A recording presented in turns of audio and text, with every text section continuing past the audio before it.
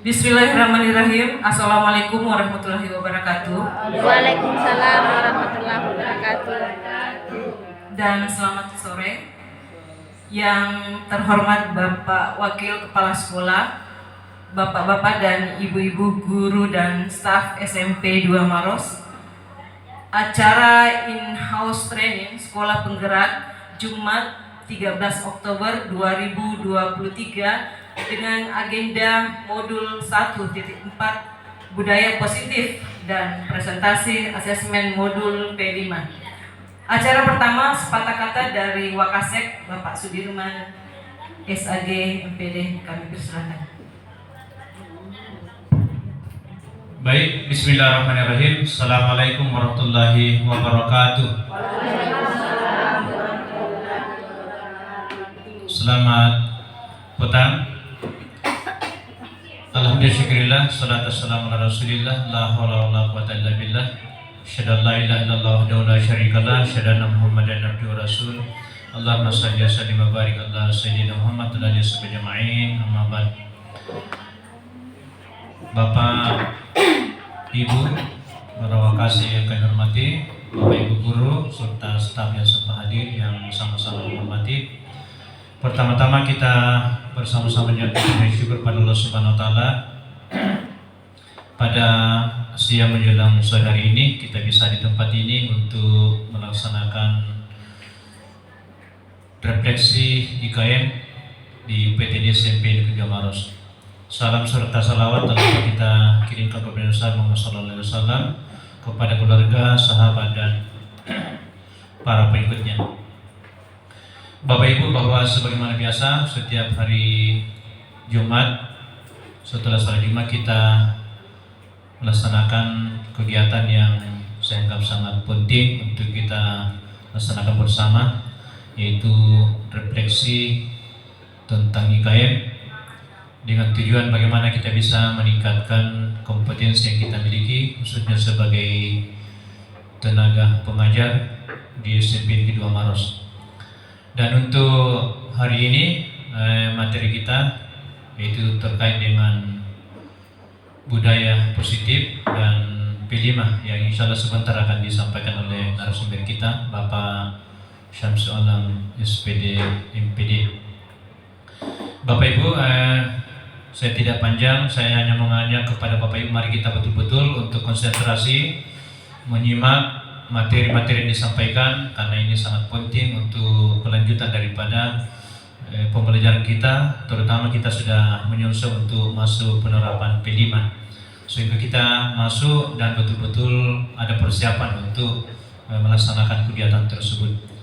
Saya kira hanya itu yang bisa kami sampaikan. Mari kita sama-sama untuk bersemangat mengikuti kegiatan ini dan kita awali dengan sama-sama baca basmalah. Bismillahirrahmanirrahim. Makasih. Assalamualaikum warahmatullahi wabarakatuh.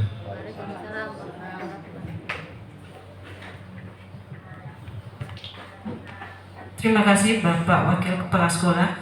Berikutnya pemaparan materi dari narasumber kita Bapak Syamsul Alam SPD MPD dengan topik budaya positif. Bapak Syamsul Alam SPD MPD adalah calon guru penggerak rekognisi angkatan 9 dan beliau adalah anggota komite pembelajaran SMP 2 Maros. Kami persilakan.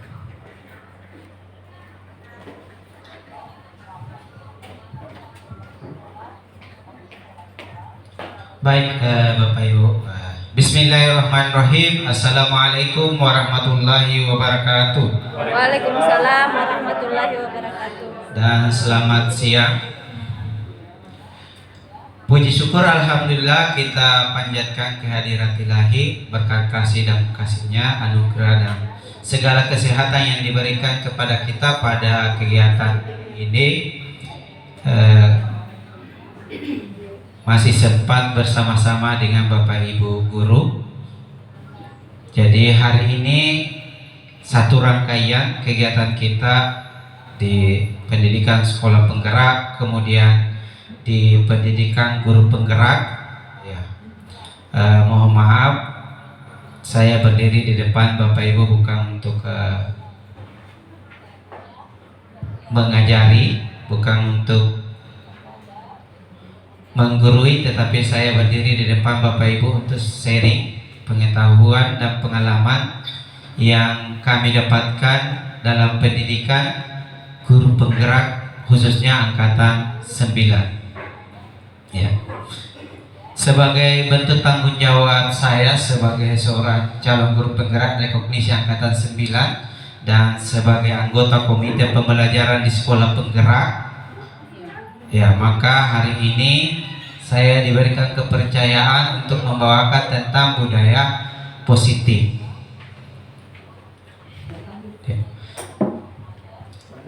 Saya yakin Bapak Ibu sudah memperoleh pengetahuan awal tentang budaya positif ini karena beberapa teman-teman kita sudah melewatinya, tetapi hari ini saya kembali memberikan penguatan-penguatan tentang budaya positif yang ada di sekolah kita ini.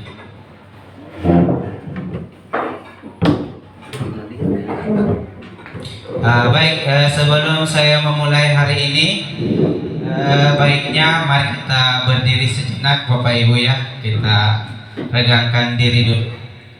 Ya, silakan mari berdiri sejenak. Ya, mungkin ice break ini sering kita lakukan di kelas kita masing-masing di jam-jam yang rawan seperti ini. Ya, pasti rasa ngantuk dan lelah akan menghantui kita. Ya. Jadi ikuti saja gerakannya ya. Ada tangan ke atas menggapai bintang, tangan ke samping burung yang terbang, tangan ke depan ikan berenang, duduk yang rapi siap berdoa. Gulung gulung gulung tangan digulung, tak putar-putar tangan diputar, ular meringkat di pagar bundar, satu tangan jari kanan, satu jari kiri, digabung jadi dua, menjadi jembatan, dua tangan, dua jari kiri, digabung jadi empat, ku buat kamera cek. Tiga jari kanan, tiga jari kiri, ku gabung jadi enam, ku buat menara tinggi-tinggi. Empat jari tangan, empat jari kiri, ku gabung jadi empat, ku buat telinga kelinci-kelinci. Lima jari kiri, lima jari kanan, ku gabung jadi 10, ku siap berdoa. Silakan dulu Bapak Ibu, kita mulai dengan berdoa.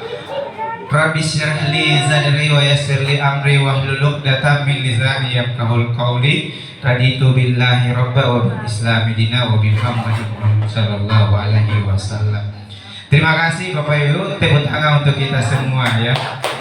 Hari ini sekarang mari kita berpasangan Bapak Ibu, berdekatan saja itu. Jadi kita coba buka. Ya, silakan berpasangan. Jadi ada yang bertindak sebagai si A dan ada sebagai si B.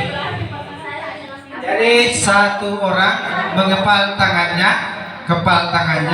bahwa anggaplah di dalam tangan Bapak Ibu ada sesuatu yang berharga yang harus Bapak Ibu pegang, yang harus Bapak Ibu lindungi.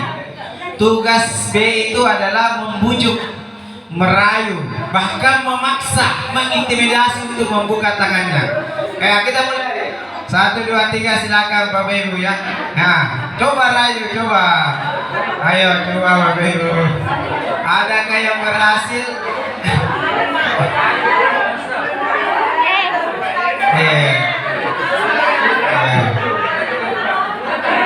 Siapa yang berhasil, coba angkat tangan kita.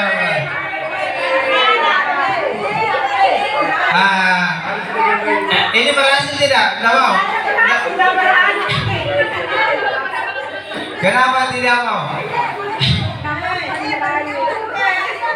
Ibu Zainab sama Pak Sulino berhasil tidak dari dibuka? Siapa yang menutup? Iya. Apa bujukannya ini? Dibujuk atau dipaksa? Rai. Kalau boleh tahu siapa ini yang membuka berhasil ibu? Saya Bapak Pasudi. Saya yang berhasil membuka. Iya, saya membujuknya dulu, tapi dia tidak mau bilang. Saya rayu lagi. Iya, dia tidak mau membuka, tapi saya paksa. Berarti karena paksa, Pak Sudi. Ya, saya mau tanya Pak Sudi, bagaimana rasanya dipaksa untuk membuka sesuatu yang ingin kita lindungi? Sebenarnya waktu dirayu sebenarnya agak apa lagi namanya, perasaan bagus baik, tapi setelah dipaksa karena dipaksa terus akhirnya saya dulu juga. Iya, terima kasih Bapak Ibu ya. Ya, baik. Jadi sebenarnya apa yang hari ini, permainan hari ini yang Bapak Ibu lakukan adalah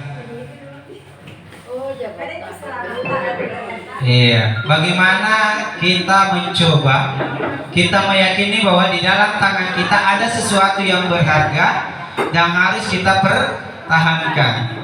Ternyata ya ada orang yang bisa bertahan apapun yang terjadi, bisa dia pegang itu. Tapi ada juga orang begitu mengalami intimidasi seperti Pak Sudi, di awalnya dibujuk-bujuk secara halus, akhirnya dipaksa ya, karena kedua guru ini adalah suami istri, ya mungkin kalau dia tidak buka bisa jadi tidur di terus. Ya.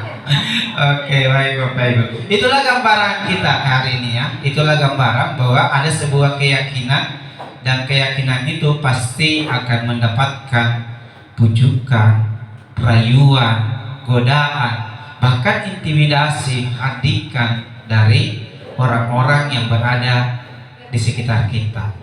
Ya, jika kita kuat dengan keyakinan itu, maka kita akan tetap bertahan. Tetapi jika keyakinan itu belum kuat, maka dengan mudahnya tangan ini akan dibuka begitu saja.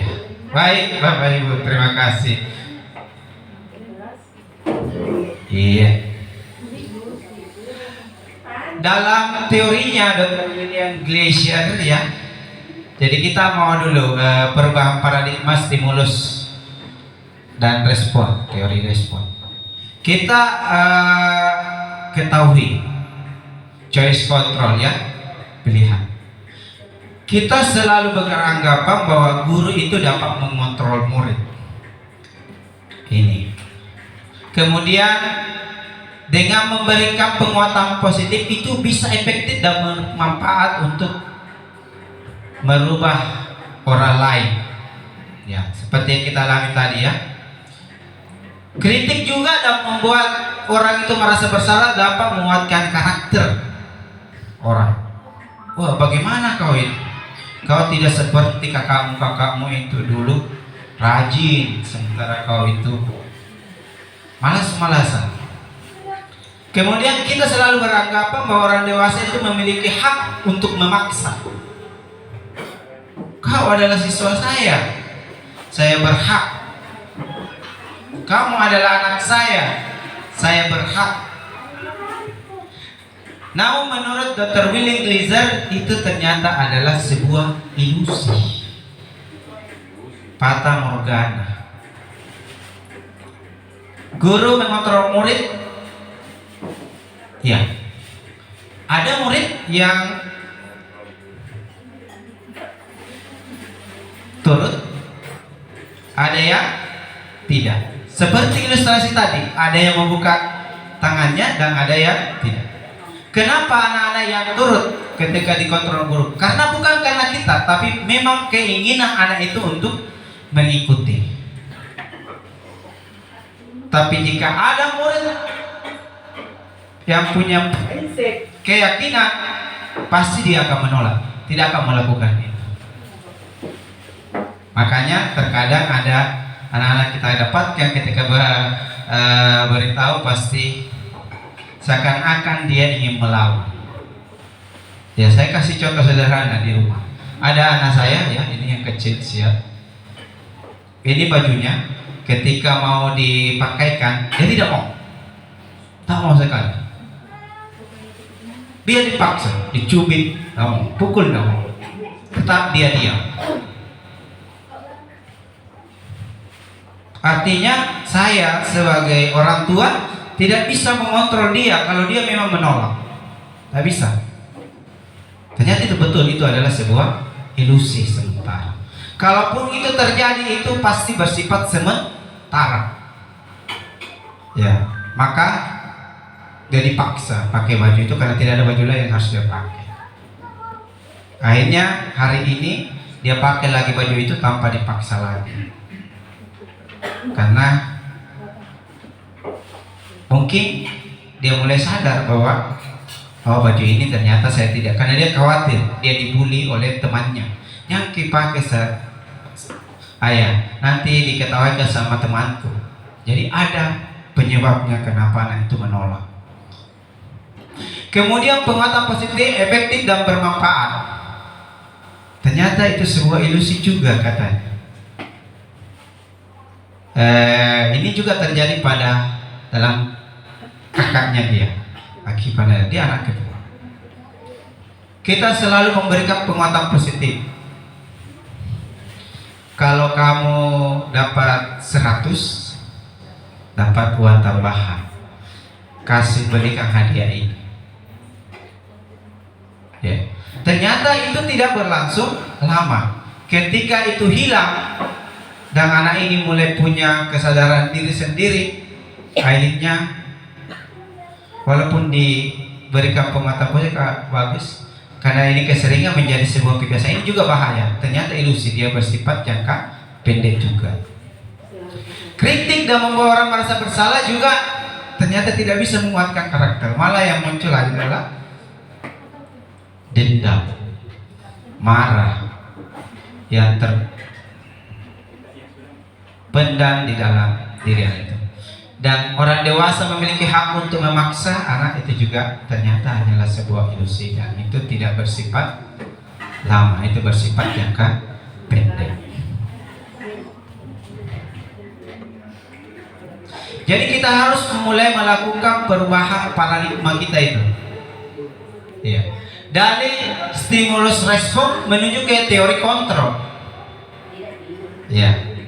Apa itu stimulus respon? Adalah kita selalu beranggapan bahwa realitas kebutuhan kita itu sama. Padahal menurut teori kontrol, realitasnya kebutuhan kita itu berbeda. Kemudian semua orang melihat hal yang sama kalau kita berpikir secara stimulus respon. Sementara oleh teori kontrol, setiap orang memiliki gambaran yang berbeda. Kita selalu mencoba mengubah orang agar berpandangan sama dengan kita. Sementara dalam teori kontrol dia katakan kita berusaha memahami pandangan orang lain tentang dunia. Kita hanya mencoba. Kita selalu melihat bahwa perilaku buruk dilihat sebagai suatu kesalahan. Sementara kalau kontrol, maka dia akan hanya semua perilaku memiliki tujuan. Nah, seperti itu tadi contoh anak saya. Dia bertahan tidak mau mengganti baju pramukanya karena dia punya tujuan. Ternyata dia takut dibully di sekolahnya, takut dibilangi sama teman-temannya. Nah, orang lain bisa mengontrol saya, sementara di teori kontrol Anda tidak bisa mengontrol orang lain. Tidak bisa kita kontrol orang lain. Pemaksaan ada pada saat bujukan. Ya, itu tadi di awal kita ya. Sementara di teori kontrol, kolaborasi dan konsensus menciptakan pilihan-pilihan baru. Iya. Jadi kalau misalnya kita berkata, apa itu di tangan tak? Itu mohon dibuka. Kenapa? Karena itu sangat saya butuhkan juga, berguna. Jika tidak berguna bagi kita, mungkin kita bisa kolaborasi gunakan. Maka dengan rela hati orang akan membuka tangannya. Ketimbang dipaksa sebentar tidak boleh masuk dalam rumah, bisa jadi berbuah pada pertengkaran rumah tangga misalnya. Model berpikir menang kalah. Ya, ini bukan win-win solution. Satu sisi orang win, satu sisi orang lose. Jadi ada yang menang dan ada yang kalah. Itu respon, stimulus respon. Kalau kita berbicara teori kontrol, maka dia model berpikirnya semua menang, tidak ada yang kalah. Win-win solution, ya. Jadi semua menang, tidak ada yang kalah. Jadi ini yang coba kita rubah paradigma kita dari stimulus respon ini menjadi teori kontrol.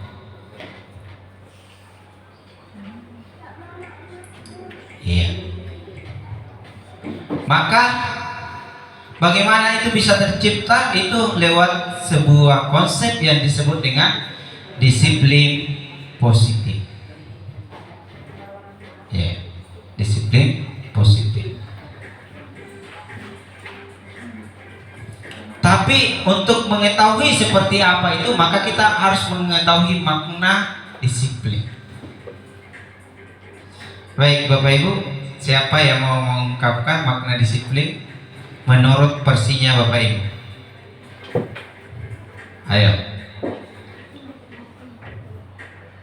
Ibu Fitra, mungkin apa itu disiplin? Ibu Rina, Ibu Rina. Menurut persepsi kita saja, tak apa-apa. Menurut pendapat saya, disiplin itu adalah ketaatan atau kepatuhan kepada nilai-nilai yang disepakati bersama. Baik, ketaatan, kepatuhan pada nilai-nilai yang telah disepakati bersama. Tuh. Ada yang lain Bapak Ibu? Ya, silakan. Menurut saya disiplin itu adalah keinginan diri untuk melakukan hal yang terbaik yang mungkin pernah dilakukan orang lain, tetapi kita menganggap itu belum cukup. Jadi kita tetap konsen untuk melakukan hal itu lebih baik lagi dari orang lain. Itu disiplin untuk saya. Terima kasih ibu-ibu ya, dan bapak-bapak yang mengatakan. Ada Ibu Rina. Ya. Jadi makna disiplin itu menurut kita itu ini. Dalam budaya kita ini, bahwa disiplin dimaknai menjadi sesuatu yang dilakukan seseorang pada orang lain untuk mendapatkan kepatuhan. Jadi kita cenderung menghubungkan kata disiplin dengan ketidaknyamanan.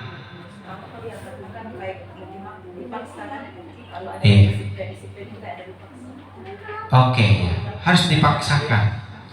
Jadi di mana ada pemaksaan pasti ada ketidaknyamanan.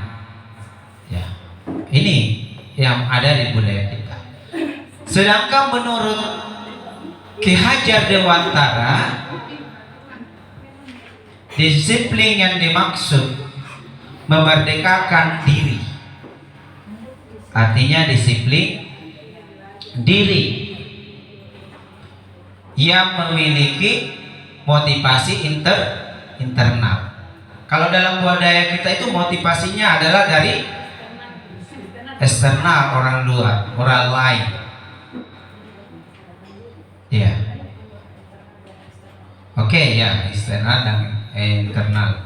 Tetapi kita lebih banyak kepada budaya motivasi eksternal. Baik. Jadi ini menurut Ki Hajar Dewantara, jika kita tidak memiliki motivasi internal, maka kita memerlukan pihak lain untuk mendisiplinkan kita atau motivasi eksternal. Karena berasal dari luar, bukan dari dalam diri kita. Iya. Jadi kalau susah kita membentuk motivasi, maka kita membutuhkan orang lain untuk bisa mendisiplinkan diri. Tapi ini sebaiknya dilakukan di rumah. Ketika anak-anak itu mulai tumbuh kembang.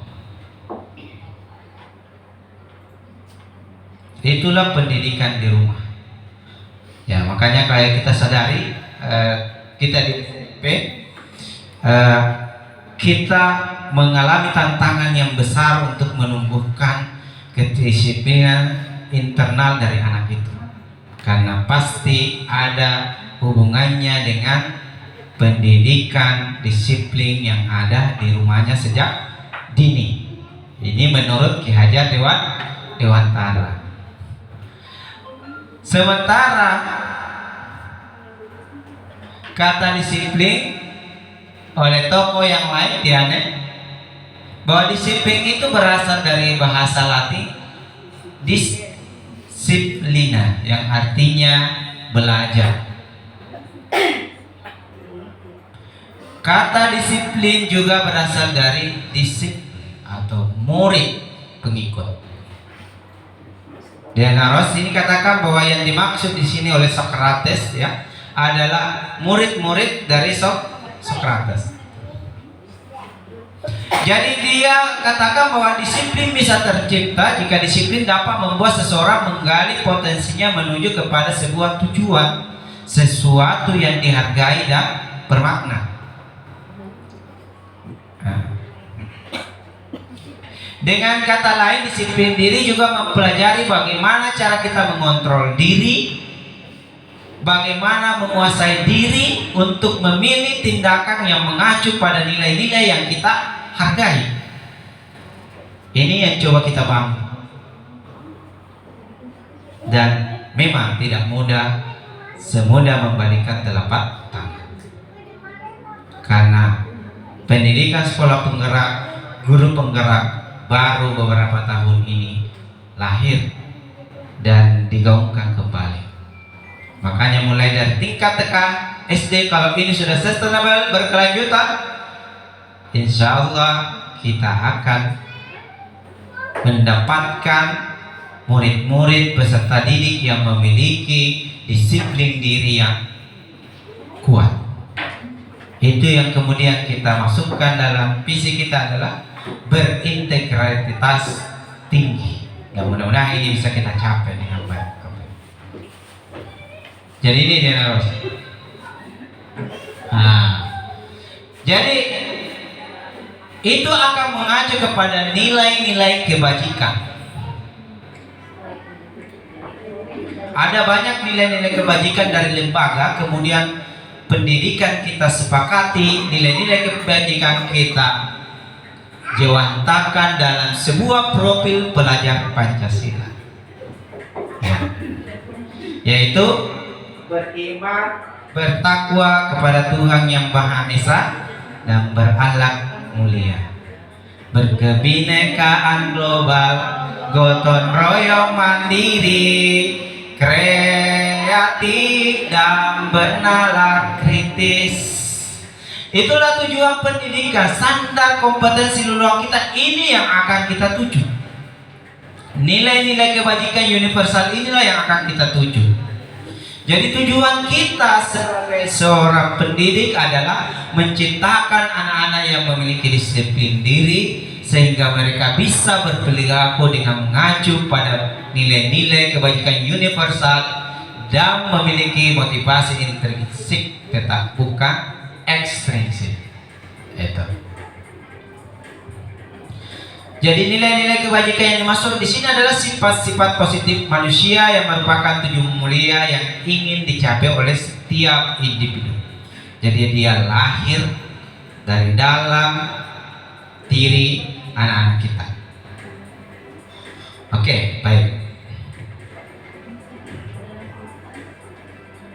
Iya. Jadi tujuan mulia dari disiplin positif ini adalah agar terbentuk murid-murid yang berkarakter, berdisiplin, santun, jujur, peduli, bertanggung jawab, dan merupakan belajar sepanjang hayat sesuai dengan standar kompetensi lulusan yang diharapkan. Jadi paradigma pendidikan kita bergeser. Yang tadinya hanya pada ranah pengetahuan dan sikap, pengetahuan dan keterampilan, mohon maaf, ini lebih dipentingkan adalah sikap karakter. Inilah tujuan disiplin positif.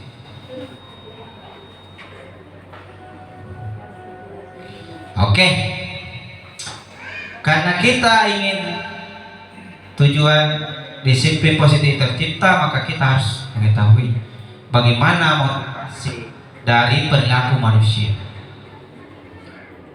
Teori mengatakan bahwa motivasi itu adalah dorongan yang timbul pada diri seseorang secara sadar atau tidak sadar dalam melakukan sesuatu atau tindakan dengan tujuan tertentu.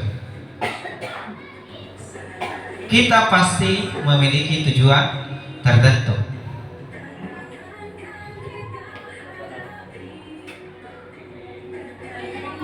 Ada tiga, kita kelompokkan, ada tiga tujuan motivasi perilaku manusia. Yang pertama adalah menghindari ketidaknyamanan atau hukuman. Ketika ada anak-anak kita yang bolos, ditanya, kenapa kau bolos? Nanti dihukum kisah nanti. Jadi dia mencoba menghindari ketidaknyamanan atau hukuman.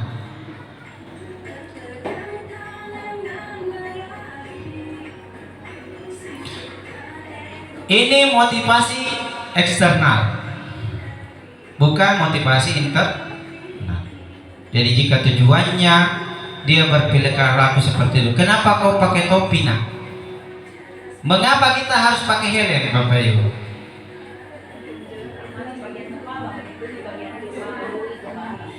Untuk di lalu lintas ya sebaiknya memang kita menggunakan helm sebagai wujud untuk kita melindungi diri kita, khususnya di kepala. Ketika terjadi benturan bisa saja bukan kepala dulu yang kena, namun alat tamengnya dulu, jadi lebih aman.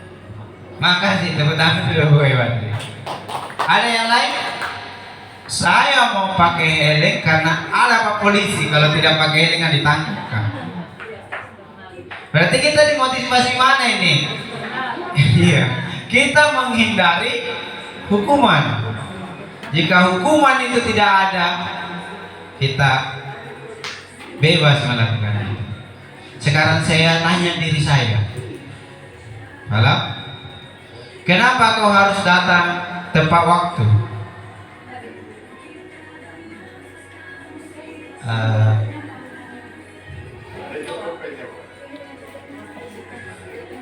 Untuk menghargai diri saya, tanggung jawab saya sebagai seorang pendidik. Berarti saya memunculkan dalam diri saya malu kalau datang terlambat daripada siswa. Saya merasa tidak enak, terus terang, kalau datang terlambat itu tidak enak. Tapi apalah daya, aku hanyalah seorang tukang ojek yang harus mengantar anak dan istri dengan arah yang berlawanan. Tapi saya berusaha datang tepat waktu. Ya, jadi ada 3 tempat yang saya lalui. Sebenarnya saya tepat datang. Biasa gua itu papa saya balik lagi, dia keluar, saya masuk, itu ambil istri saya, balik lagi ke arah sana, jauh berlawanan, balik lagi ke sekolah. Karena saya berusaha sekali supaya saya datang itu belum masuk orang jam 1. Ya.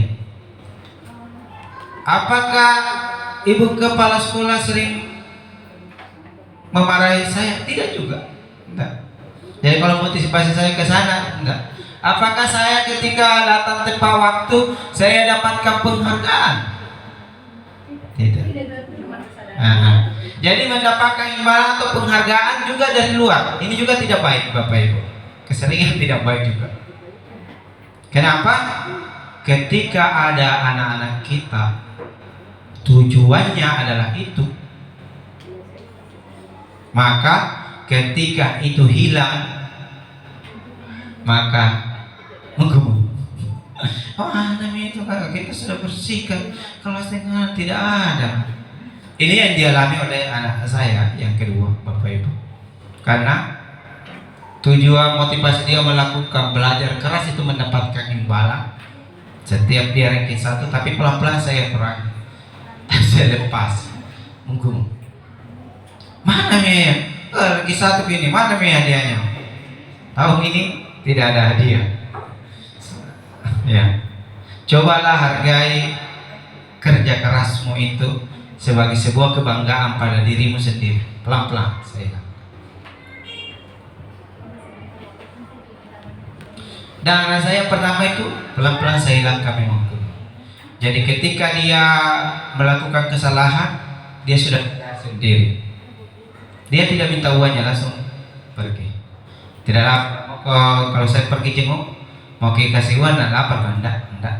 Padahal dia bertahan dengan prinsipnya bahwa hari ini saya melakukan kesalahan dan saya tidak boleh minta uang jajan. Yang kita inginkan adalah yang ketiga, menjadi orang yang mereka inginkan dan menghargai diri sendiri dengan nilai-nilai yang mereka percayai. Hari ini saya pergi sholat, tuh sadar ada yang berdiri. Oh, saya tadi terlambat, harus masbuk. Ada yang tegur kalau naik ke sholat? Tidak ada. Kenapa? Karena sudah timbul dalam dirinya keyakinan bahwa Allah Maha melihat. Saya harus menghargai diri saya harus menyelamatkan orang tua saya telat tadi, belum cukup rakaatnya. Inilah yang kita inginkan anak-anak, inilah yang kita inginkan, bahwa motivasi perilaku yang terjadi adalah menjadi orang yang mereka inginkan dan menghargai diri sendiri dengan nilai-nilai yang mereka percaya. Dan ini yang saya percaya sampai hari ini, Bapak Ibu. Ketika saya sekolah, saya selalu ditanya, mohon maaf, saya panggilannya banyak, panggilan saya alam saja ya, kenapa anda merokok? Teman-teman itu selalu membujuk, merayu, wah yang mau merokok itu bencong lah, banci lah. Tapi karena saya punya keyakinan saya harus menghargai diri sendiri, pertanyaan saya dalam diri adalah, rokok itu baiknya untuk saya, apa fungsinya, enak tidak? Itu makanya di setiap anak-anak saya tanya seperti itu. Ketika dia bilang saya adalah banci, saya suruh ikut saya ke Maros, lihat itu banci di sana. Kau bilang yang merokok itu adalah, yang tidak merokok adalah banci, kau lihat itu banci di sana. Mereka merokok atau tidak? Semua 100% banci yang ada di sana merokok. Pertanyaannya saya balik, sekarang siapa yang banci, yang merokok atau yang tidak? Faktanya seperti apa? Akhirnya mereka terbantahkan. Itu karena saya mencoba menjadi orang yang menghargai diri sendiri dengan nilai-nilai yang ada. Baik.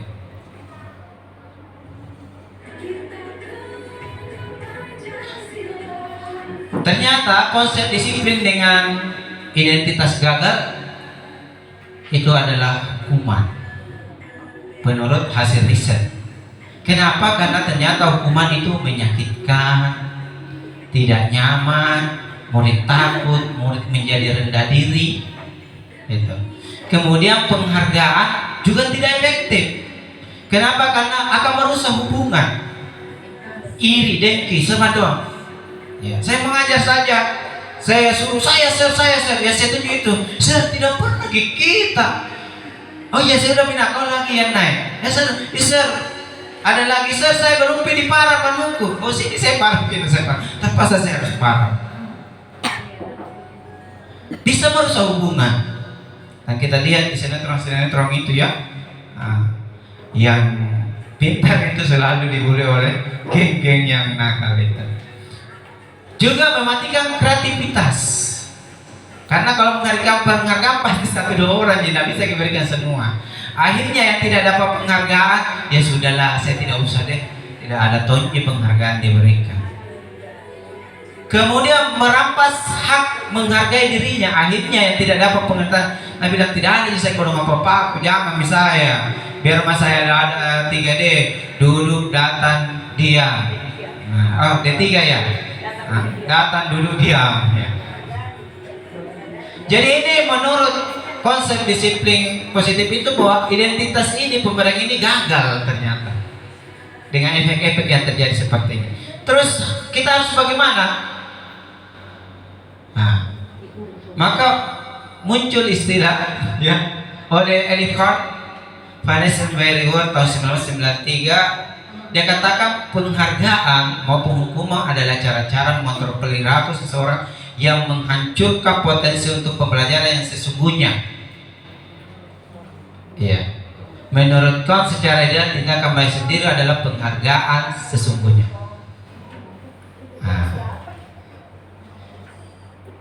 Mana lagi kalau dapat piala tidak dapat, bilang tidak, curang itu asik kan? Akhirnya terjadi kecurigaan, ya, kecurigaan dalam sebuah pertandingan seperti itu realitanya Bapak Ibu. Jadi yang kayak bagaimana? Inilah yang kita inginkan. Konsep disiplin dengan identitas sukses itu adalah konsekuensi. Tetapi ini pun penguatannya jangka pendek. Tapi dibandingkan yang tadi hukuman lebih baik ada konsekuensi. Apa bedanya hukuman dengan konsekuensi? Beda Bapak Ibu. Iya. Jadi kalau konsekuensi itu juga kita memberikan sanksi, tapi sanksi itu sesuai dengan kesalahan yang terjadi. Misalnya ada anak-anak coret tembok, konsekuensinya apa? Disuruh bersihkan, cek kembali. Apa yang terjadi pada anak itu ketika dia akan menyadari bahwa saya salah. Ketika saya salah, kewajiban saya harus memperbaiki kesalahan itu. Hukuman yang bagaimana? Hukuman itu tidak ada relevansinya antara kesalahan dengan sanksi yang diberikan. Iya, contoh sederhananya datang terlambat. Suruh apa? Bersihkan WC. Ada enggak relevansinya? Itu namanya hukuman. Apa konsekuensinya kalau dia terlambat? Dia harus berusaha cepat datang. Maka bagaimana caranya? Maka cara yang paling efektif adalah lakukan restitusi. Murid bertanggung jawab untuk perilakunya, fokus pada pemecahan jangka pendek. Murid menghormati dirinya dan orang lain. Lakukan kegiatan restitusi. Biarkan anak-anak itu berpikir memperbaiki dirinya sendiri. Oke, baik Bapak Ibu.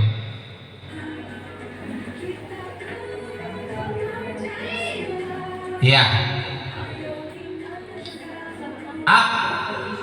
Ya, silakan.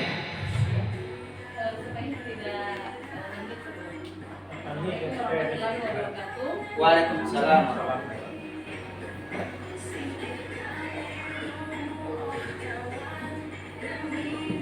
Ada beberapa hal yang ingin saya tanyakan sekaligus untuk menyamakan persepsi. Yang pertama, tadi kan dikatakan bahwa utopi ya, utopi kalau kebutuhan siswa itu sama.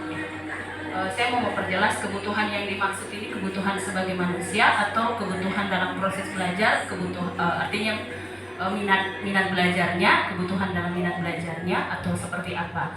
Karena kadang-kadang kan ada pernyataan seperti ini bahwa minat belajar anak-anak itu berbeda sehingga kita tidak perlu misalnya mempresur anak-anak untuk menguasai konsep tertentu. Sementara pada faktanya ada beberapa menurut yang saya pahami ada beberapa hal yang wajib dikuasai sebagai manusia untuk keterampilan hidupnya. Minimal misalnya kemampuan matematika dasar ya, karena dia kan pasti akan berinteraksi masyarakat dengan itu. Kemampuan berbahasa minimal ya seperti itu. Sehingga tidak bisa dikatakan bahwa dia tidak ada minat di situ, kemudian dia tidak harus menguasai itu. Itu yang pertama terkait kebutuhan. Apakah kebutuhan sebagai manusia? Karena kalau yang saya pahami kebutuhan sebagai manusia itu sama. Mungkin yang secara spesifik yang seperti apa yang berbeda perlu dijelaskan. Kemudian yang kedua tentang tadi dikatakan bahwa kita tidak bisa memaksakan itu sebagai utopi. Pertanyaannya sekarang adalah bagaimana mengkorelasikan itu dengan motivasi eksternal ya. Motivasi atau apa tadi istilahnya? Motivasi eksternal. Artinya kan adanya peraturan juga itu bersifat memaksa dan itu adalah bentuk intervensi.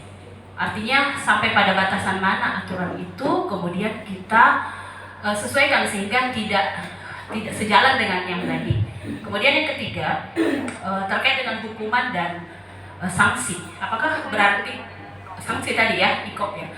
Apakah berarti kita mengatakan bahwa hukuman dan sanksi itu 100% tidak boleh?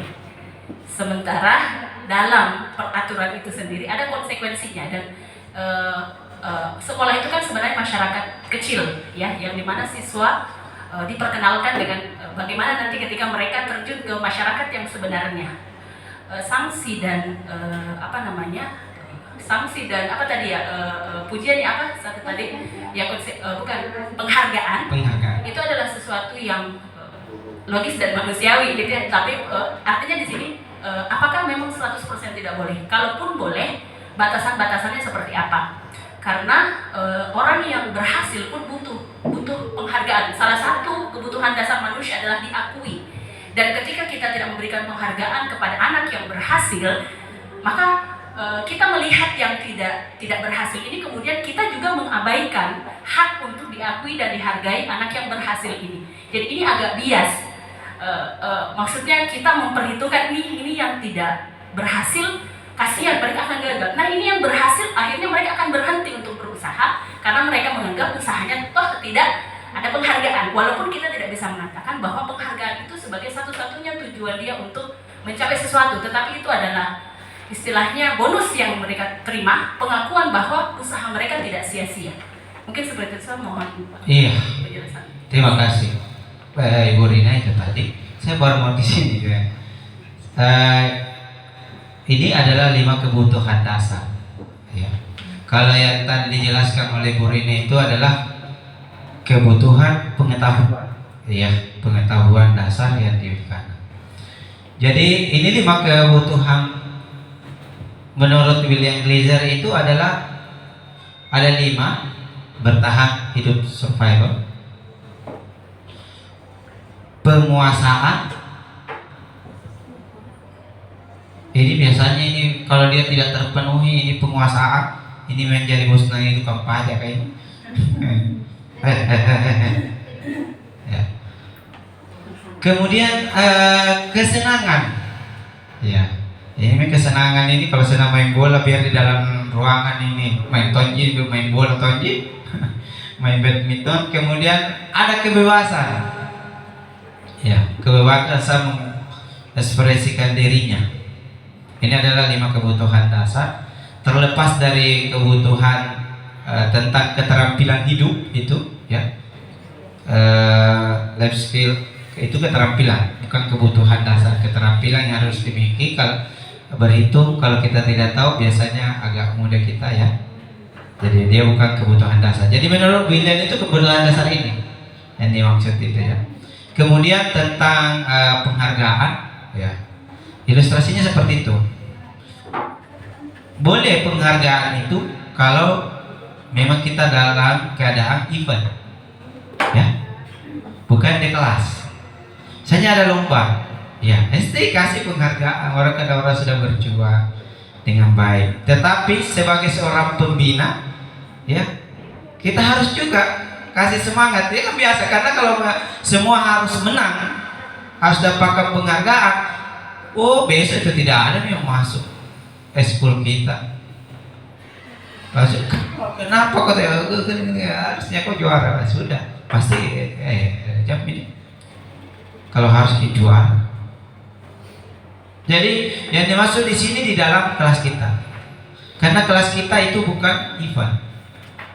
Kelas-kelas kita itu adalah memberikan kesetaraan pendidikan sesuai dengan kemampuannya masing-masing. Ya, karena pasti ketika kita memberikan penghargaan 1-2 orang itu pasti anak-anak yang memiliki potensi IQ kecerdasan. Bagaimana biar ada yang kasihan? Maka dia akan merasa rendah diri. Jadi ini di ruang lingkup kelas ya. Baik, di ruang lingkup kelas kita, pembelajaran di ruang lingkup kelas dan di keluarga. Tetapi kalau itu dalam bentuk event perlombaan, karena memang dia dilombakan mau mencari juara, beda tujuan. Tujuan pendidikan beda dengan tujuan perlombaan, olimpiade misalnya. Dia mau cari, karena kalau tidak dia tidak akan dapatkan siapa pemenang. Makanya ketika kemarin lomba olimpiade ada yang protes. Kenapa soalnya susah sekali, tidak pernah diajarkan. Kami hanya kadenya sampai sini. Ya beda ranah. Kalau di sekolah tidak boleh kita berikan soal yang semua orang tidak tahu, karena bukan tujuannya kita mau menguji. Kita tujuannya mau melihat apakah kompetensi pembelajaran kita sudah dipahami, dikuasai anak kita. Ya, poinnya. Nah. Oke, baik. Jadi ini 5 kebutuhan dasar manusia perlu kita ketahui. Belum terjawab yang pertama. Kan tadi katakan bahwa kebutuhan tidak sama. Jadi kebutuhan yang mana yang dimaksud? Iya. Kan sama. Bisa ya kebutuhan ini 5 kebutuhan dasar tidak sama. Kebutuhan yang lain sebenarnya juga bisa, minat dan beda-beda kan? Ya, saya senangnya kalau disuruh berhitung barang senang, tapi kalau disuruh menulis, Muhammad surat dan tidak bisa kamu menulis. Nah, sama ke kamu aja itu. Kalau disuruh olahraga, suruh menulis ada deh. Ya kok tidak selesai tulisanku. Karena baru kali 5 menit di depan laptop, tidur rumah itu di laptop. Nah, ini supaksakan ini.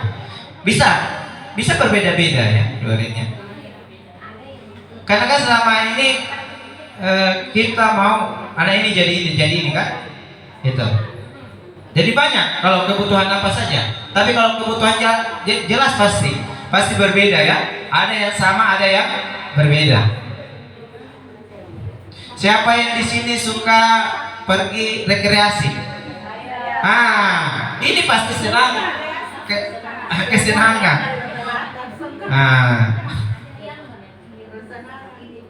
Ada yang senang penguasaan. Iya. Mau tidak jadi kepala sekolah? Mau tidak jadi kepala sekolah? Oh, berarti ini tidak ada kebutuhannya untuk penguasaan. Karena biasanya kalau penguasaan itu selalu mau jadi pemimpin, itu berkuasa. Ya, saya mengarah ke sana. Terima kasih Bu Rina mengingatkan kita semua. Jadi semua orang senantiasa berusaha untuk memenuhi kebutuhannya dengan berbagai cara. Nah, ini yang bahaya. Bila mereka tidak bisa mendapatkan kebutuhannya dengan cara yang positif, mereka akan mencoba dengan cara yang negatif. Ini yang harus kita hindari. Pokoknya saya harus jadi kepala sekolah. Bagaimana caranya? Walaupun saya harus mengukurkan kepala sekolah A, saya di sana. Ini. Demikian pula anak kita. Seorang murid yang tidak begitu berhasil secara akademik, mungkin kebutuhannya akan kekuasaan tidak terpenuhi di sekolah. Oleh karena itu mungkin dia akan mencoba untuk memenuhi kebutuhan kekuasaan dengan mencoba mengatur orang lain di lapangan bermain, atau bahkan menyakiti mereka secara fisik. Itu Wan, sini Wan, kau pergi ke kelas ini, pajak. Ini ya Pak Adi bilang mungkin ada kebutuhannya terpenuhi, bisa jadi. Coba identifikasi anak kita yang ini. Akhirnya anak ini ada BK mana guru BK. Anak ini sini kau nak. Kau sekarang jadi ketua kelas. Dia jadi ketua kelas, dia manage semua itu ya. Ya. Jadi sebagai guru kita harus betul-betul jadi melihat 5 kebutuhan dasar ini. Ya. Kayak tadi siswa saya ajak, saya mau itu adalah kebutuhannya, saya sudah tahu ini anak kebutuhannya adalah dia mau penguasaan, dia mau beritahu saya bahwa saya juga tahu gitu, saya juga bisa gitu, saya juga bisa karena di atas itu. Pi. Saya Pi. Ini anak kebutuhan dasarnya yang menonjol adalah penguasaan dia. Sir, capek di sini, ayo keluar deh, di luar ki bagus. Ini anak pasti butuh kebebasan. Iya, dia ingin keluar sekali, Bapak. Ada anak-anak nanti didatangi, nah kerja kok. Kenapa tidak menulis ke dicampak-campak? Berarti ini kurang kasih sayang kayaknya ini. Iya, dan dia mau diterima, kurang kasih sayang.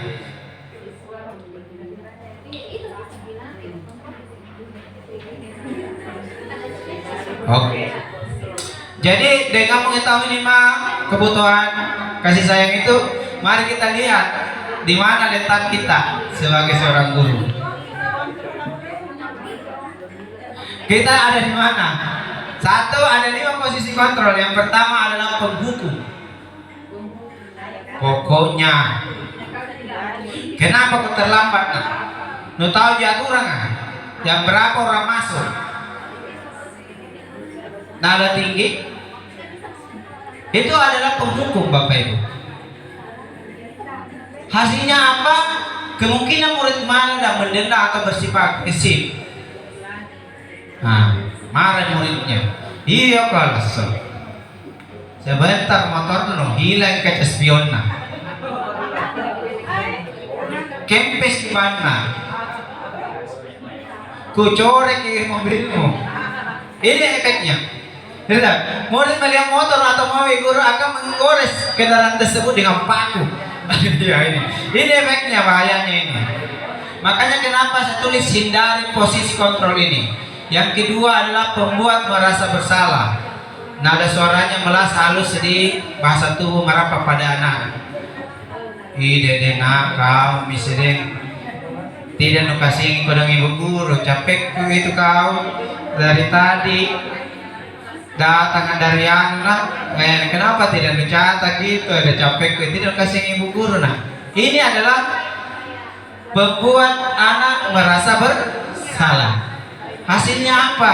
Murid akan merasa bersalah, merasa orang yang gagal dan tidak sanggup membahagiakan orang lain. Kadang-kala sikap seperti lebih berbahaya dari sikap penghukum. Karena emosi akan tertanam rapat di dalam, murid menahan perasaan. Murid tertekan seperti ini dan tiba-tiba bisa meletus pemarahnya, bisa menyakiti diri sendiri atau orang lain. Itu bahayanya.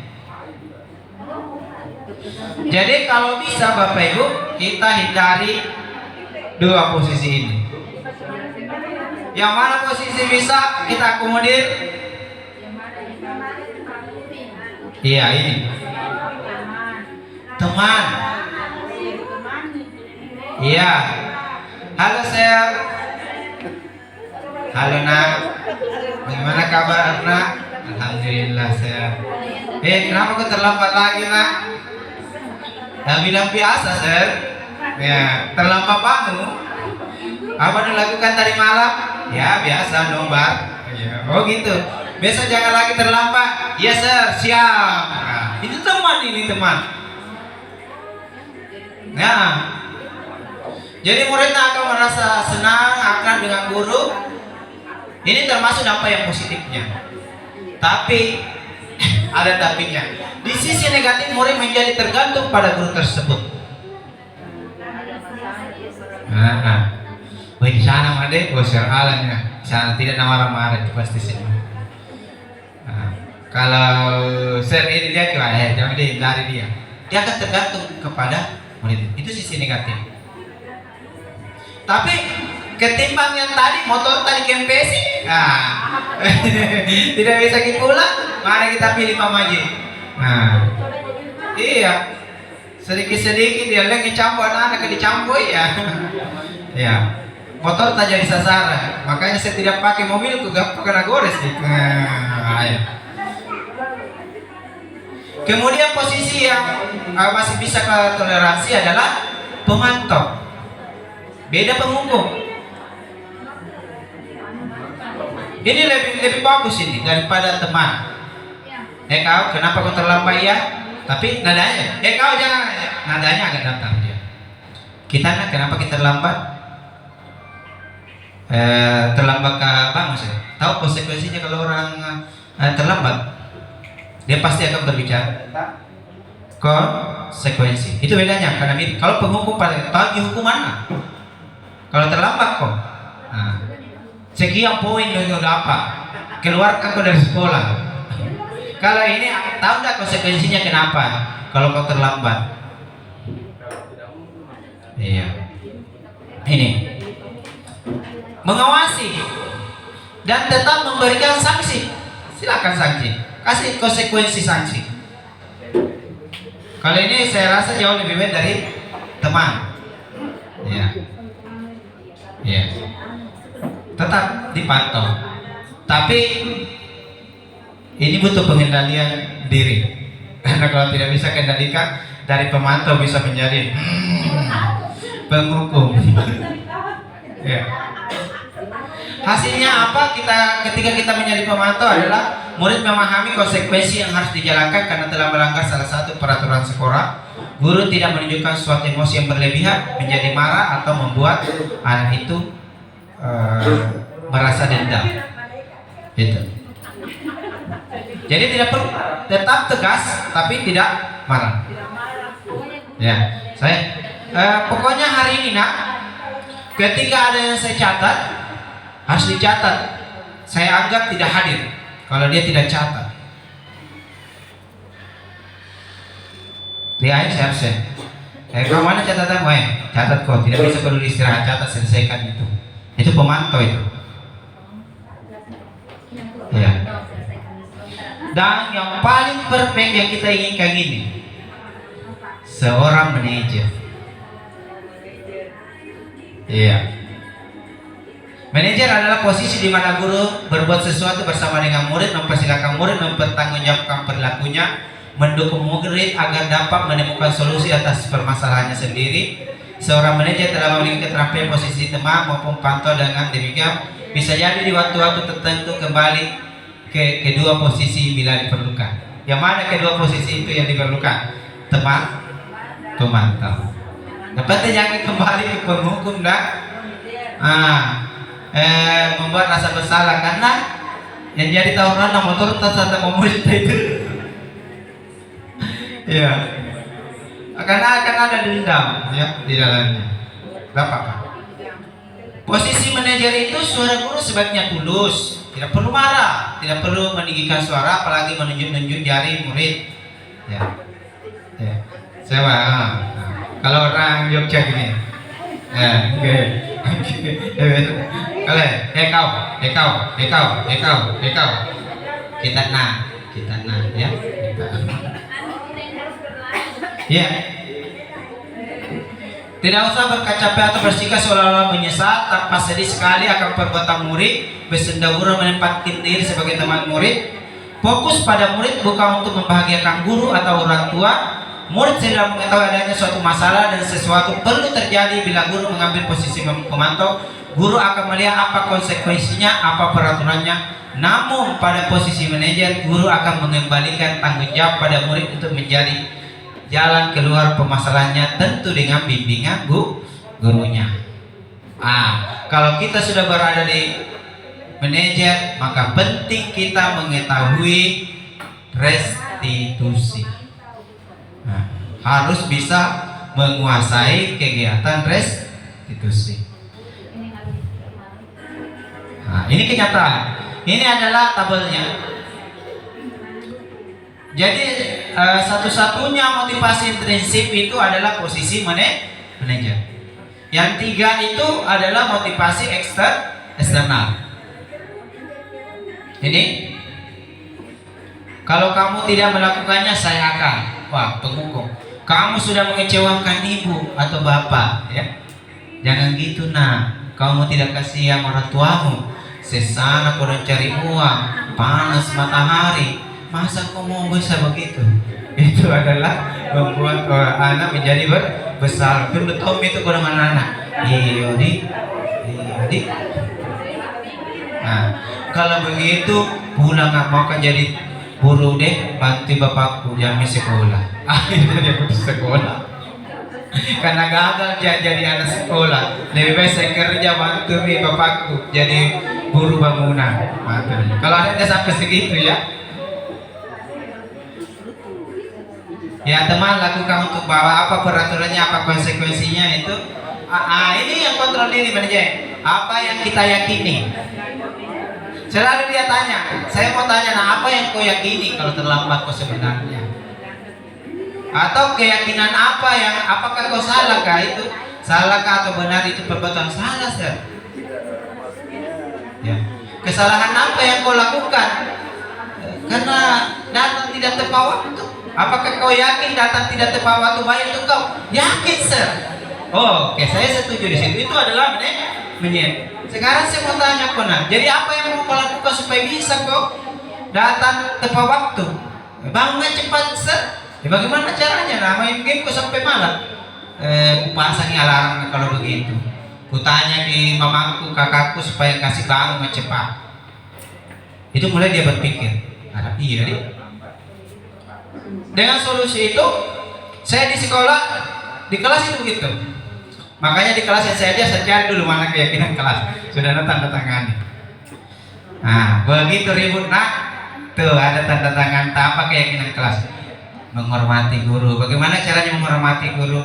Mendengarkan. Oke. Itu baru saya tanya ke dia, misi. Diam. Beberapa menit kemudian, lupa itu lagi, ribut lagi. Saya tanya dia lagi, nah, apa keyakinan kelas? Diam lagi. Oh iya dia. Nah, itu. Nggak apa-apa nah. Itu memang di awal begitu. Keyakinan itu tidak muncul begitu saja, butuh waktu dan proses.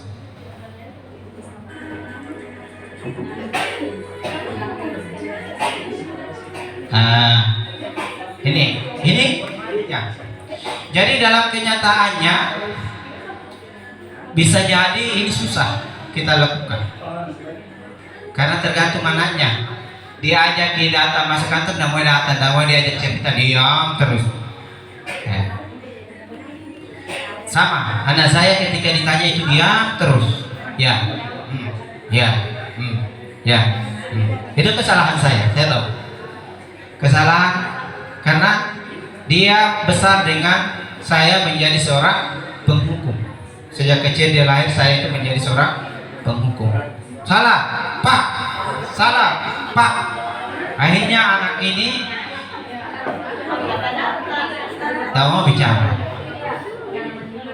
Pokoknya saya yang salah. Biar saya, kalau temannya yang salah dia diam saja. Akhirnya dia yang disalahkan. Akhirnya di kehidupannya dia yang disalahkan. Akhirnya pelan-pelan saya ubah. Itu adalah kesalahan masa lalu saya dan kita jangan mengulang itu. Iya. Jadi kadang kita kembali ke posisi teman atau posisi pemantau. Itu ya. Jadi kalau tidak bisa ki manajer, kembali lagi sebagai teman atau pemantau agar selama ki motor dan mobil tak dicuri. Ya kan ini bahaya. Suatu hari nanti kita mau ki mobil atau motor tak ada anak yang sudah tamat dan yakin, biarkan Tommy dulu ada nak kasih berdiri kan di lapangan sampai kepanasan keringatan. Nah, akhirnya itu menjadi dendam. Namun tujuan dari sebenarnya 5 posisi kontrol ini kita menjadi seorang manajer. Tapi itu bertahap kita terus mencoba. Iya. Makanya kenapa Bapak Ibu kita penting membentuk keyakinan kelas. Karena ketika kita lakukan restitusi, keyakinan kelas apa yang kamu langgar, bilang apa Jo? Jadi mari bentuk keyakinan kelas Bapak Ibu.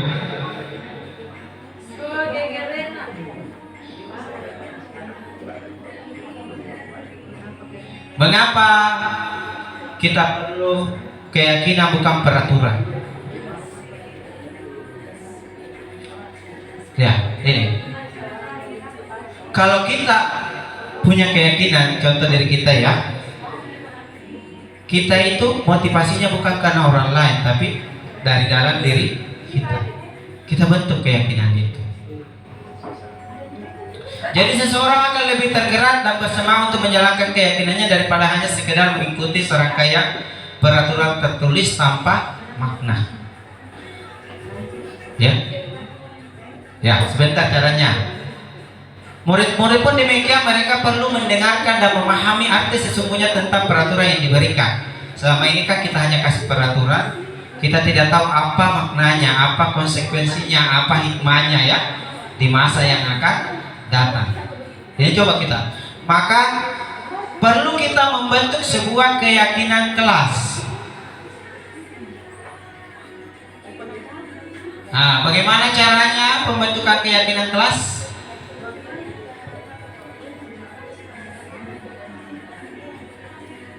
Jadi keyakinan kelas yang kita buat itu merupakan pernyataan universal, pernyataan umum. Misalnya saling menghormati. Bagaimana caranya saling menghormati? Akan banyak cara di dalamnya. Jadi saling menghormati. Kemudian kita kan sudah punya peraturan sekolah, peraturan kelas, itu kita rubah menjadi positif.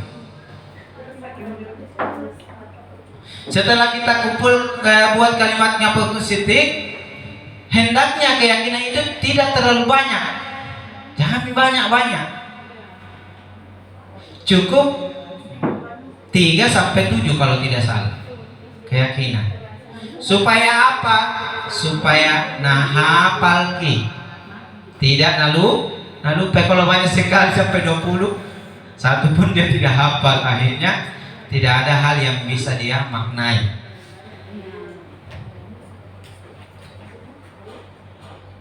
Dalam membuat keyakinan kelas, semua warga hendaknya ikut berkontribusi dalam pembuatan kegiatan curah pendapat.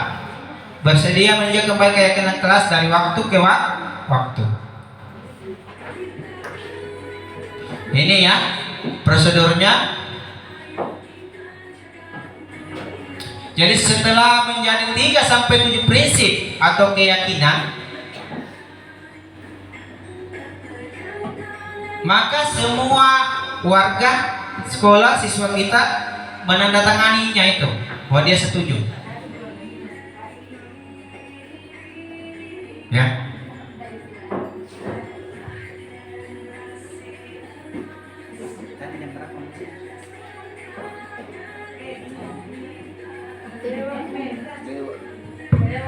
Iya. Kemudian setelah itu dimasukkan ke dalam dinding.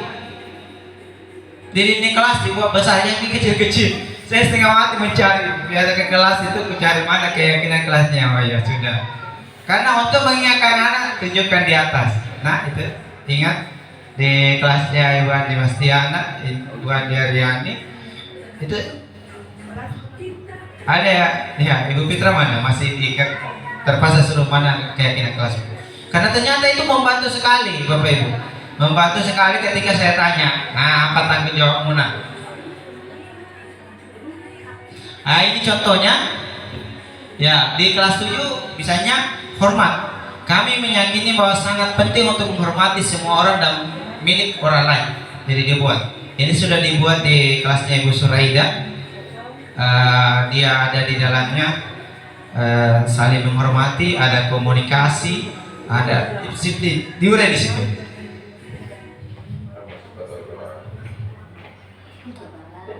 Ya, kenapa masih belum paham anak-anak itu? Karena kita belum melakukan pendalaman keyakinan kelas. Belum dia dalami, belum dia maknai. Kita sudah buat memang, tapi belum dia maknai. Pernahkah kita lakukan ini? Pendalaman keyakinan kelas. Kegiatan tampak seperti, tidak tampak seperti, itu dibuat dalam tabel T. Dia akan tahu tampak seperti. Oh ini tampak seperti menghormati orang lain. Tidak tampaknya adalah patotohai sama gurunya. Itu supaya dia tahu dia sendiri yang mengurai, bukan kita. Dia sendiri yang mengurai.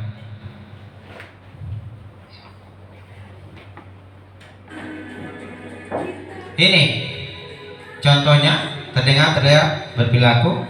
Sebentar saya akan perlihatkan beberapa video kegiatan tersebut. Jadi apa yang terdengar, apa yang terlihat, apa yang berperilaku. hormat, diurai satu-satu itu. Sehingga dia tahu, oh yang dimaksud dengan hormat itu ini. Ya. Saat orang tampak seperti saat orang berbicara diam, tidak tampak seperti orang bicara, dia bicara juga. Akhirnya dia sendiri yang murai itu. Kasih contoh, akhirnya mereka, saya kaget juga ketika saya mengurai ini di kelas, mereka gagasannya bagus sekali. Ya, ada beberapa anak dan memang karakternya bagus anaknya. Terdengar. Ya.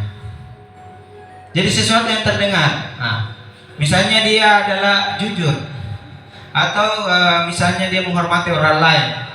Ya, yang terdengarnya itu pasti permisi. Ya. Tolong, terima kasih, gitu. Dialog-dialog yang muncul itu seperti itu. Oh, jadi kalau kita yang terdengar ke orang lain sesuatu yang menghormati orang lain pasti maaf, terima kasih. Mereka yang mengurai itu, oh kata-kata ini. Nah, yang tidak tampak sudahlah apa ya, itu adalah sesuatu yang jelek. Nah, kemudian terlihat apa yang terlihat? Apa yang dilihat? Mengembalikan barang orang lain ke tempatnya. Kemudian berperilaku tersenyum ramah. Oh, kalau tersenyum itu sesuatu yang terlihat, harus diperlihatkan. Ya, selain itu ada tugas yang kedua adalah kita harus memahamkan siswa kita apa tugas saya, guru, apa tugas kamu, murid. Dia urai di situ. Apa tugas guru nak? Mengajar. Tugas murid belajar. Tugas guru menjelaskan, murid mendengarkan. Yang bukan tugas guru apa? Tugas guru apa? Bukan tugas guru. Bukan tugas guru marah-marah. Kasih di situ. Dia marah-marah. Nah, apa bukan tugas murid? Tidak dimarah-marahi. Oke, ya betul. Jadi dia buat seperti itu. Jadi yang bukan tugas guru, apa yang bukan tugas guru? Membersihkan kelas. Ya. Oh iya, berarti dia sudah paham ya. Dia akan berkiri dan berdialog ke arah sana.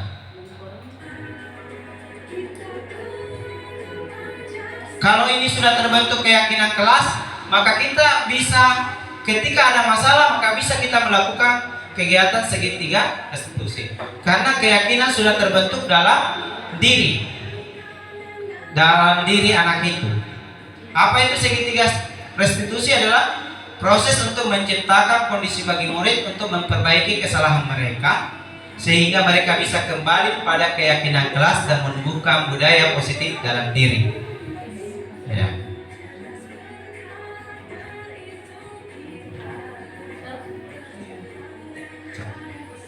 Entar ibu ya.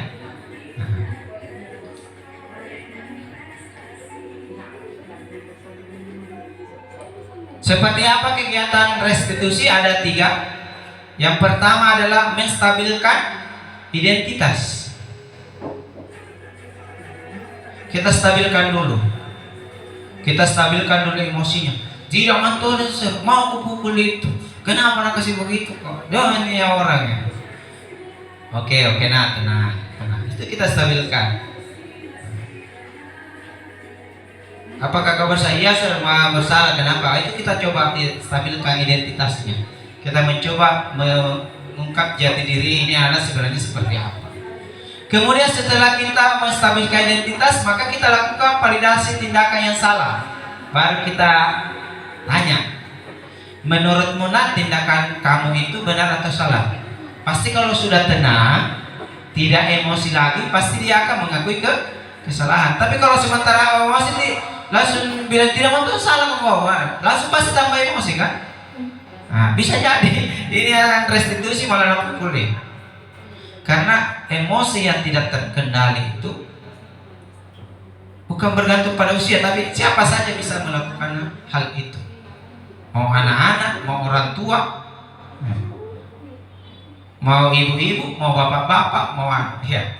Lakukan dulu stabilitas identitas, baru lakukan validasi yang salah. Menurutmu tindakan kamu itu sesuai dengan keyakinan kelas atau tidak? Kalau dia memang tahu tadi keyakinan kelasnya, bilang tidak. Jadi menurutmu keyakinan kelas mana yang kau langgar? Tidak menjaga ketertiban kelas. Kenapa kau bilang seperti itu ya? Karena saya bermain bola di dalam kelas. Kira-kira apa konsekuensinya kalau kau berbuat begitu kepada orang lain? Orang lain tidak nyaman, tidak enak karena terganggu oleh orang saya yang lagi main bola, pecah lagi kacanya. Nah. Jadi setelah dia sudah memvalidasi tindakan yang salah, baru kita masuk ke tindakan menanyakan keyakinannya.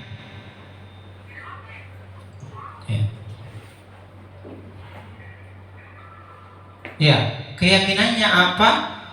Kemudian apa yang harus dilakukan untuk memperbaiki keyakinan tersebut? Ya. Oke, saya kira ini yang terakhir dari teorinya. Saya akan berbagi praktik baik. Ada pertanyaan terakhir, Ibu Rina, ya silakan. Terima kasih. Penjelasan dari saya. Bukan apatis ya sebenarnya, yang saya mau tanyakan di sini bagaimana kita memastikan keyakinan kelas itu bukan cuma jargon. Karena kan kalau secara level kan sebenarnya keyakinan kelas itu lebih, karena dia skopnya di kelas lebih bawah daripada peraturan sekolah. Peraturan sekolah saja kan pun ditandatangani tetapi juga ada pelanggaran. Artinya kan itu fakta. Terus yang kedua, yang apa namanya harus juga kita pahami bahwa siswa kita ini kan produk jadi dalam artian bentukan dari pendidikan, jenjang pendidikan sebelumnya dan juga bentukan dari keluarga, di mana kita bisa katakan bahwa ada ketidaksinkronan antara pembentukan di dalam di sekolah dasar dan di keluarga. Kalau tidak sinkron, kita akan susah karena ibaratnya kita harus kalau gelas, jadi harus dibuang semua dulu isi gelas dan diganti yang baru, itu butuh proses. Kemudian yang kedua terkait tentang pendalaman keyakinan kelas. Secara teknisnya siapa yang bertanggung jawab? Apakah wali kelas atau setiap guru mapel? Kan selama ini kalau peraturan kelas kadang-kadang setiap guru mapel yang masuk buat gitu ya. Akhirnya kadang-kadang bisa jadi dirumuskan berbeda. Lalu apakah butuh waktu khusus? Apakah di proses pelajaran, dalam proses pelajaran ataukah butuh waktu khusus? Kalau dulu mungkin zaman Gahaila ada penantaran P4, kalau sekarang apa sih yang apakah di situ atau seperti apa? Karena kalau kayak peraturan kelas kan kadang-kadang guru mapel ini beda, guru mapel ini beda. Jadi teknisnya seperti apa? Ya, terima kasih. Ya. Secara teknis keyakinan kelas itu harusnya dikoordinir oleh wali kelasnya. Nah, kalau mau baiknya, kalau memang kita sudah punya pengetahuan di dalamnya, di awal semester itu sudah dibentuk. Jadi guru mapel itu hanya menguatkan, mengingatkan ketika ada anak yang tidak meyakini. Nah, ini berfungsi, kalau saya mengajar ini pasti berfungsi sebagai pemantau ya. Keyakinanmu itu memantau. Apa-apa, lebih begitu daripada kita menghukum, langsung menghukum ya. Itu memantau, memang kita mengingatkan kembali. Itu satu. Terus apa lagi saya lupa. Yang ini bagaimana memastikan itu tadi dengan memahami bahwa peserta didik kita ini kan karena mereka bentukan. Ya itulah. Oke. Memang harusnya sustainable, berkelanjutan dari TK. Makanya kan sekarang ada guru TK ikut itu, SD, SMP, SMA. Karena kita ini masih dalam perjalanan. Ya, memang agak berat karena kita berada di tengah jalan, sudah terbentuk karakter habit kebiasaan yang negatif, kemudian kita mencoba merubah. Tapi kalau kita tidak mencoba, maka ini akan tambah bobrok kan? Tidak apa-apa. Jadi untuk mengalami perubahan total itu butuh waktu dan proses. Ya, kita coba saja, kita terus berusaha.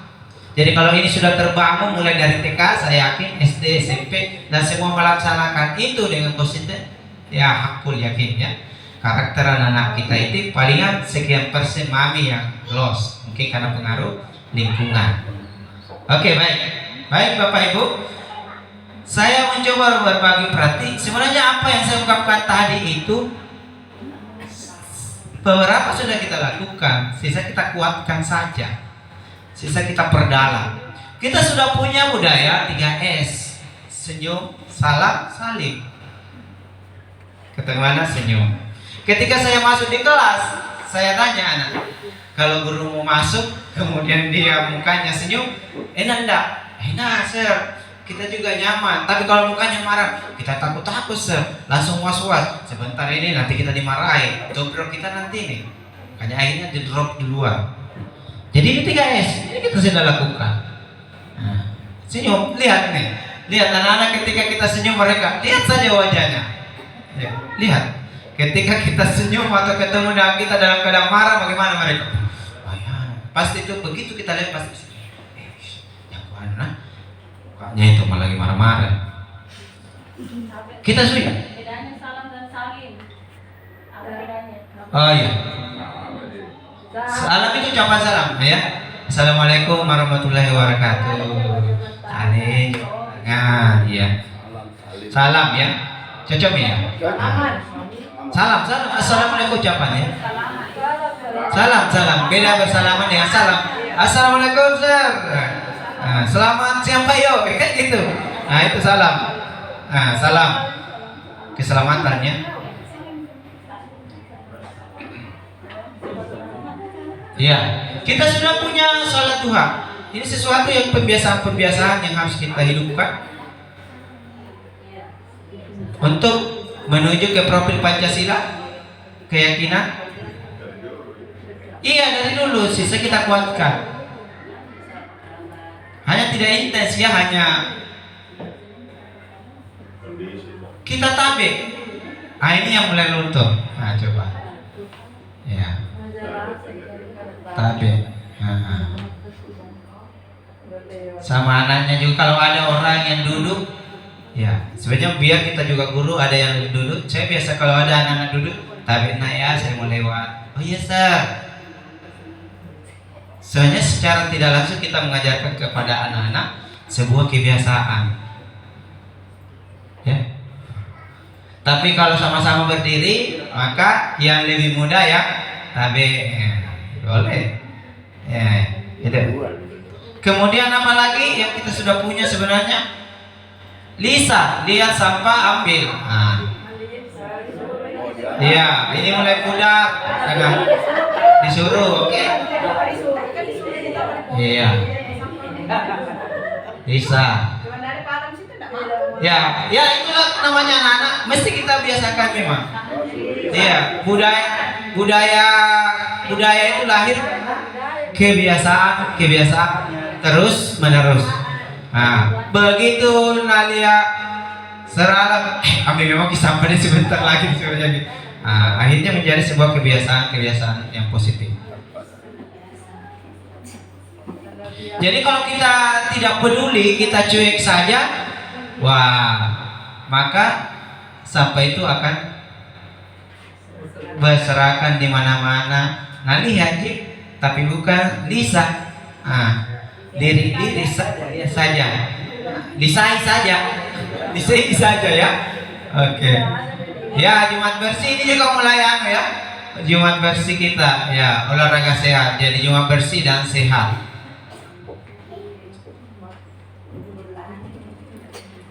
Ya, ini keyakinan kelas yang dibuat melibatkan anak-anak seperti yang tadi saya bilang. Jadi ini harus terlibat anak-anak sendiri, dan ada tanda tangannya. Ada yang buatkan dalam bentuk poster boleh. Ini penguatan ya tuh. Sementara penguatan membuat tabel Y, tabel T. Nah, ini contoh-contohnya murid tugasnya apa, kemudian dia kumpul. Saya heran juga saya baca. Nah, ini juga dia tahu. Guru itu tugasnya bukan marah-marah. Guru itu tugasnya bukan membuli. Saya tanya kenapa bisa nak? Bilang ada guru nak bully-bully gitu. Saya kapan masuk? Kita tidak bisa sekali-sekali. Maksudnya ya kadang serempet yo, iya betul nak. Saya tidak marah, saya senang ini. Lakukan penguatan ini. Apakah kita sudah pernah lakukan ini? Yang ada adalah baru berapa kelas ya yang saya tanya. Katanya buat keyakinan Ustaz, belum kita dikasih tahu di tabelnya apa tugasnya guru, apa yang harus dilakukan, apa yang tampak, apa yang tidak tampak. Ya cobalah kita lakukan. Kalau kita sudah dibuat keyakinannya, tapi kenapa itu anak-anak tidak lakukan? Coba kita buat lagi penguatannya. Apakah kita sudah buatkan dia maknai dari setiap tindakannya ini?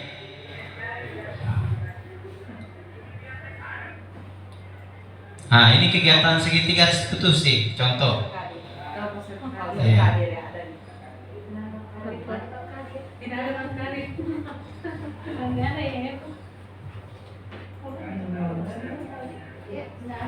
Ya ini. Jadi itu tadi menstabilkan identitas. Suaranya. Dengan suara mertunya Pak Arma. Coaching Ya, coaching ya, Mama. Mama Alia. ini harus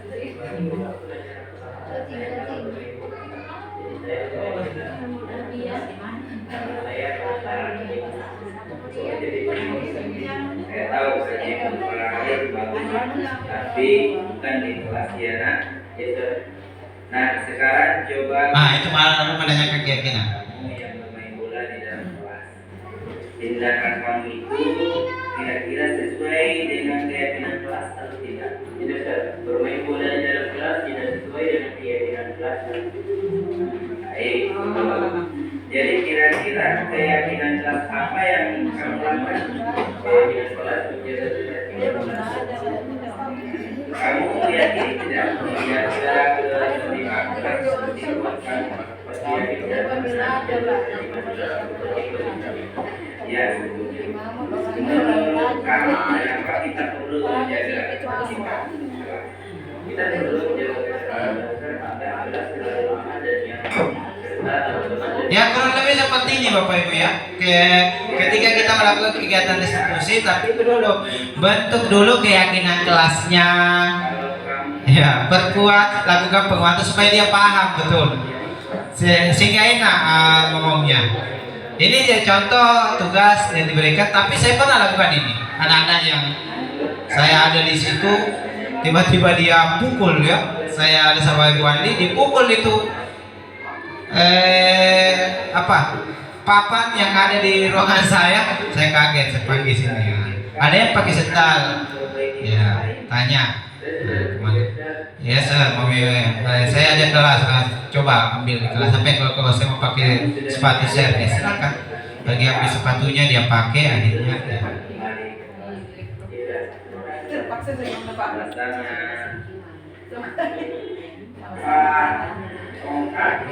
Ya ini di PBM juga supaya kita tercipta budaya positif. Ya di awal bisa kita terapkan Bapak Ibu ini mengetahui perasaan siswa kita hari ini. Jangan sampai ada yang lagi sedih, ya banyak masalah di rumah. Ya ini.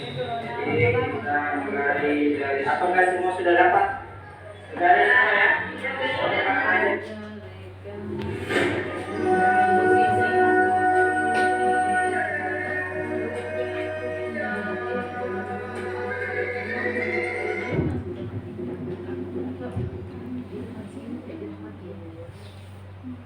Ya, lakukan juga ice breaking. Ya, ini ice breaking-nya di kelas ini, karena kalau saya tidak ice breaking tidur itu di sana tuh, baru bangun semua. Iya, kalau tidak lakukan ice breaking tidur, ngantuk, baru bangun tidur.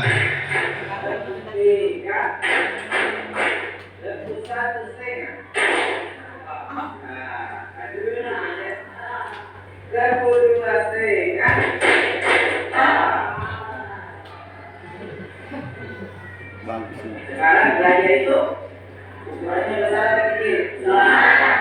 Gaya itu besar. Ya. Gaya itu besar. Gajah itu kecil, sama itu besar. Gaya itu besar.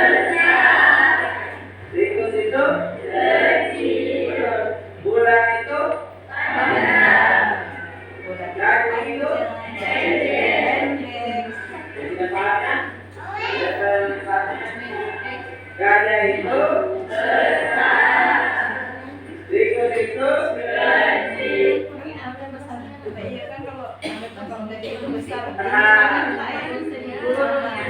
Ya, pembelajaran kita harus senantiasa berpusat pada murid.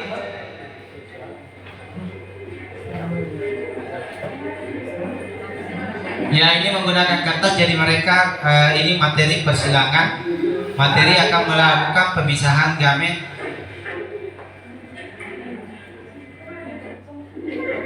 Pembelajaran ya sekali-sekali dilakukan di luar kelas untuk bisa mengakomodir anak-anak kita yang mempunyai kebutuhan kebebasan. Anak-anak kita yang memiliki gaya belajar kinestetik, yang coba lihat itu di luar bermain sambil belajar. Ya, ini berkeliling, yang satu kelas 9 mengamati bunga, keliling, yang satu itu adalah di perpustakaan mencari informasi. Ya, sekali-kali juga kita harus berbasis teknologi. Ya, ini untuk melakukan diferensiasi dalam proses pembelajaran. Ya, supaya anak-anak kita itu tidak bosan dengan rutinitas itu terus. Saya kira itu, terima kasih yang sempat saya dapat berikan kepada Bapak Ibu. Mohon maaf atas segala kekurangan. Ya. Wabillahi taufiq wal hidayah. Wassalamualaikum warahmatullahi wabarakatuh. Waalaikumsalam warahmatullahi wabarakatuh.